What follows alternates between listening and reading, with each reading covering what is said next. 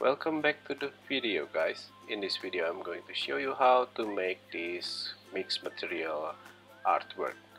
First off, you'll need a canvas. You can use a cardboard for this, and also some of the materials that you're going to put on your artwork. Some glue. You can use hot glue gun and some paints to color your artwork. First off, you put some glue on your medium, and then put your items on top of your canvas, and then wait the glue to dry up, and then we can continue on.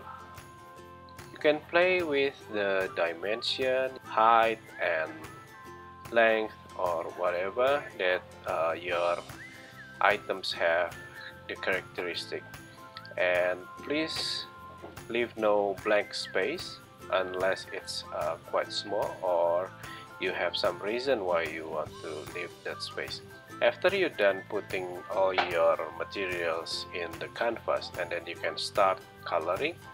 You can color with whatever color that you want, and you can also make kind of drawing or abstract paint that you can give in the artwork.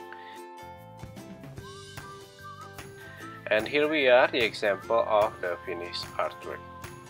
So guys, I guess this is it for me today, and I hope you guys enjoyed the video, and I'll see you soon.